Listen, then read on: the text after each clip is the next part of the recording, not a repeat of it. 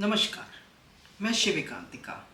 आप सभी को नवरात्रि की हार्दिक शुभकामनाएं। सर्व मंगल मांगल्ये शिवे सर्वार्थ साधिके शरण्ये त्र्यंबके गौरी नारायणी नमस्ते।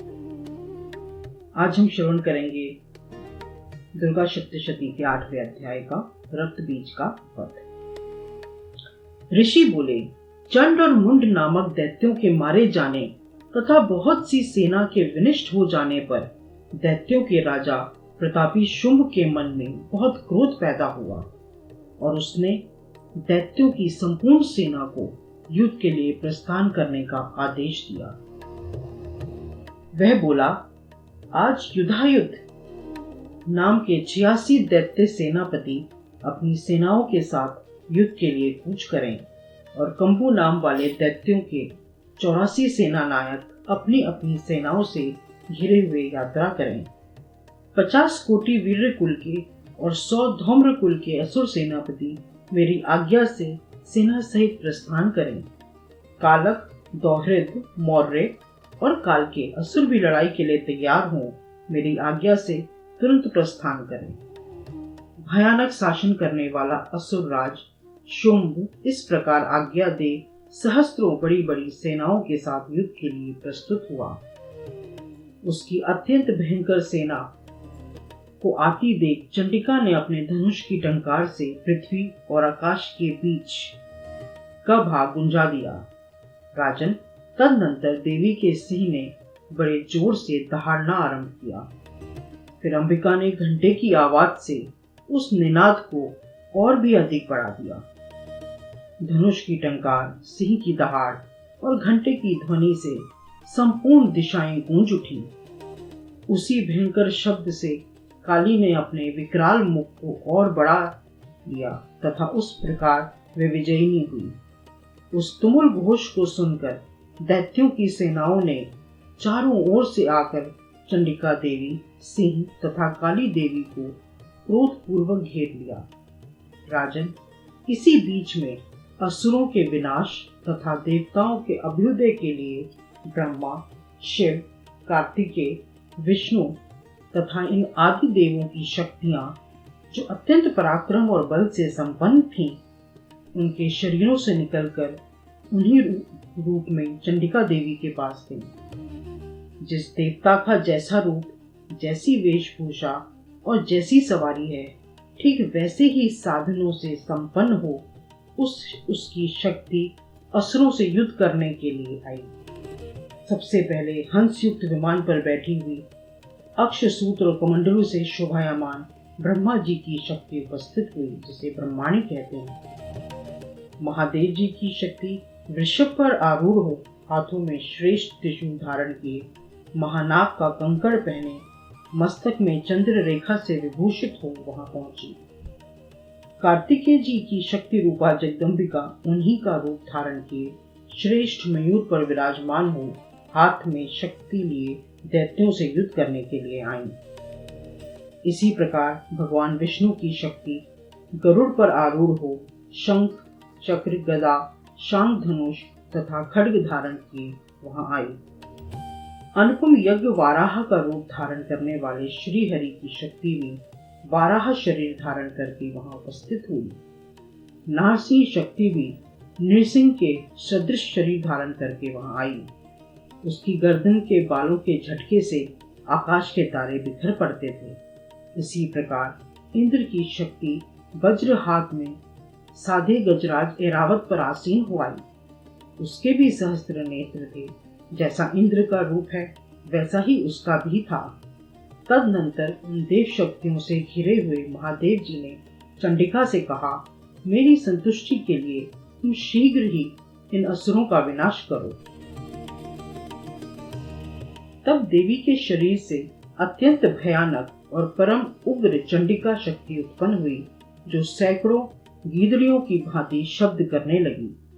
उस अपराजिता देवी ने धूमिल जटा वाले महादेव जी से कहा, भगवान, आप शुंभ निशुंभ के पास दूत बनकर जाइए और उन अत्यंत घमंडी दानव शुंभ और निशुंभ से कहिए, साथ ही उनके अतिरिक्त भी जो दानव युद्ध के लिए वहां उपस्थित हो उनको भी यह संदेश दीजिए।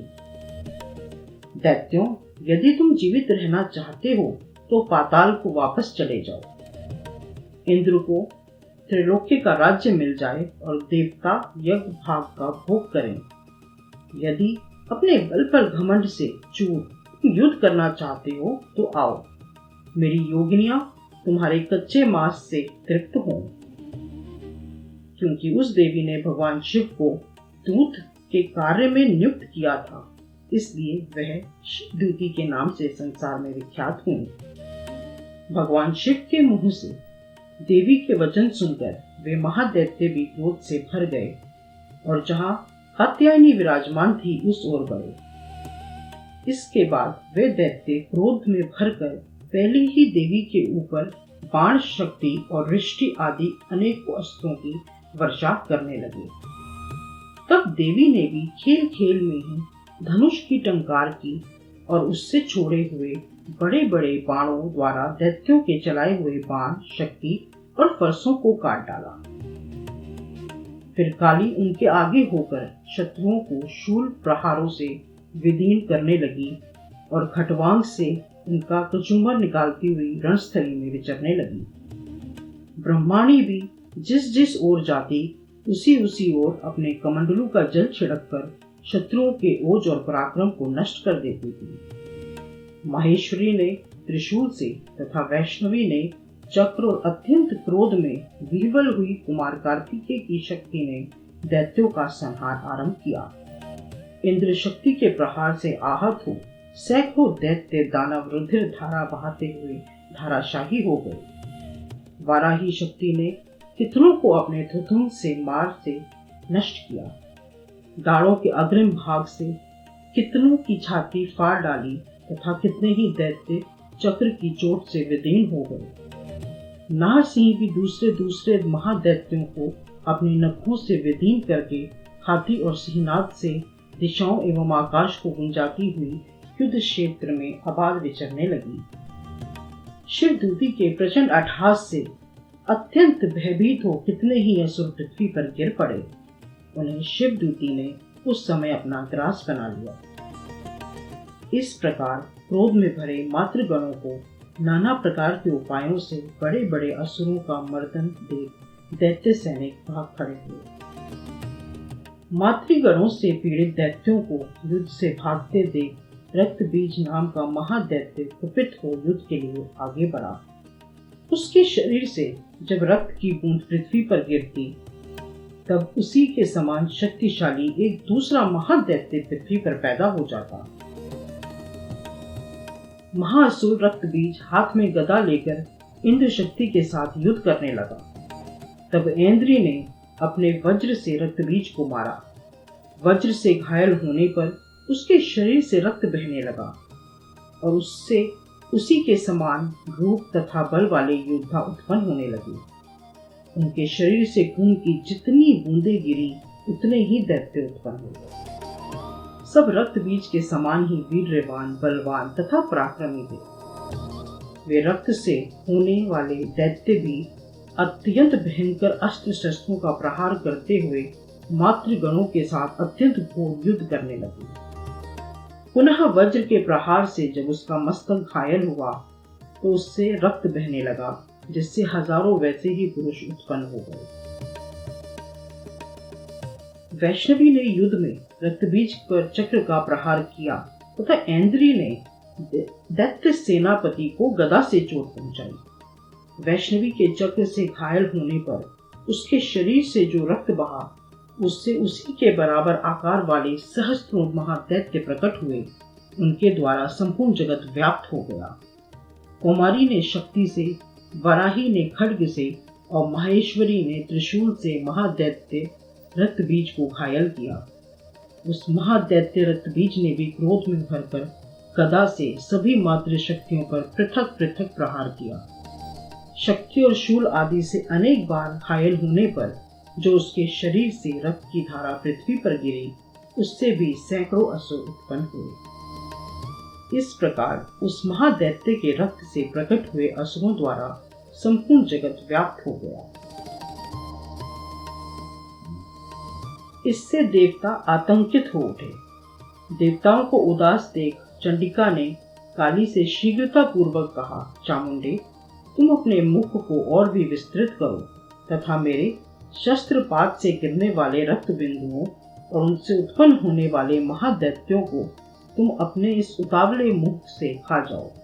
इस प्रकार रक्त से उत्पन्न होने वाले महादैत्यों का भक्षण करती हुई तुम रण में विचरती रहो। ऐसा करने से उस दैत्य का सारा रक्त खत्म हो जाने पर वह स्वयं भी नष्ट हो जाएगा।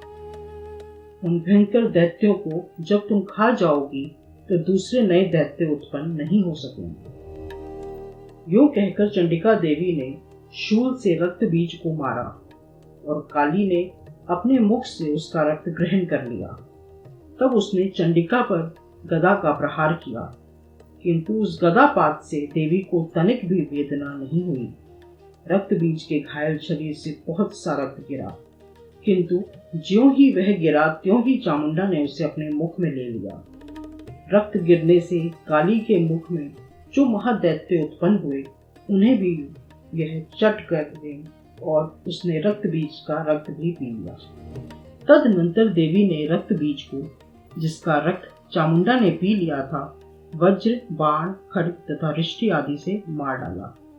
राजन, इस प्रकार शस्त्रों के समुदाय से घायल एवं रक्तहीन हुआ महादैत्य रक्त बीज पृथ्वी पर गिर पड़ा। नरेश्वर, इससे देवताओं को अत्यधिक हर्ष की प्राप्ति हुई और मातृगण उन असुरों के रक्तपान के मद से उद्यत होकर नाचने लगे। इति रक्तबीज वध नामक 8वां अध्याय समाप्त।